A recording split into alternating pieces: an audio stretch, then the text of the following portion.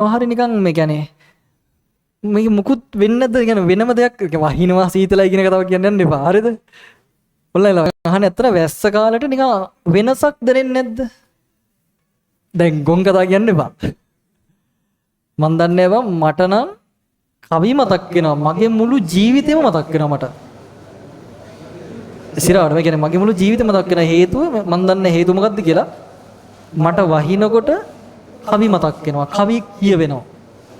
හිටවන කවි කියන්නේ. හිටවන කවි මතක් වෙනවා. සිරා මේක ජෝක් නෙමෙයි. මට මතක් වෙන්නේ මගේ පොඩි කාලේ.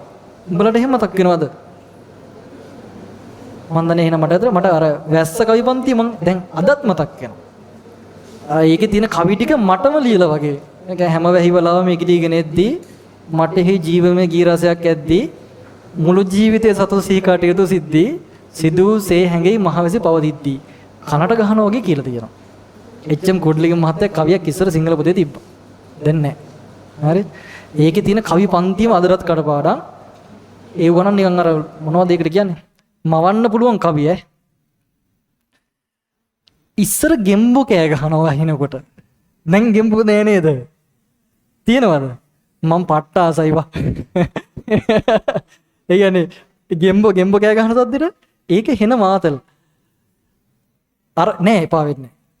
ඒ කියන්නේ ඉස්සර බං ඔය වහිනකොට පිලට වෙලා ගුගුලි වෙලා වාඩි වෙලා වැස්ස දිහා බලන් ඉන්නවා. වැස්ස වැටෙනවා. ඒ කාලේ මරු මට මතක් වෙන්නේ මේ අතීතේ බං පුදුම ලස්සනක් ඈ.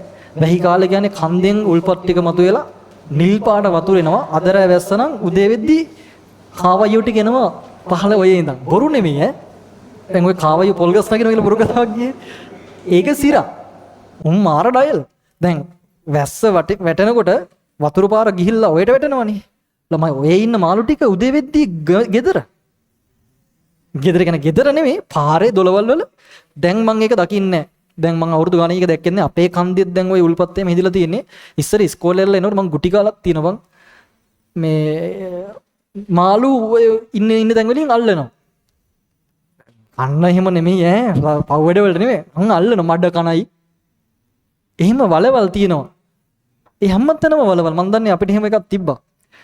ඉස්කෝලේ වල එනකොට මරුබා. මායි මගේ යාළුවයි ඔය කන්දේ තිබ්බ මේ උල්පත්. ඒ උල්පත් වෙන වතුර පාරවල් වලට වැලි කොට්ට දාලා තටාක හදනවා. يعني නිල්ම නිල් පාරේ තටාක කැලේ මේ. දැන් ඒ ඔක්කොම හිඳිලා ගස් කපලා විනාශ වෙලා තියෙන්නේ.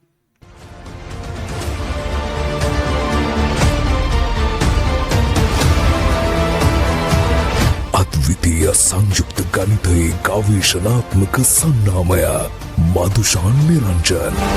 හේන කියන්නෙම ටාගට් වලට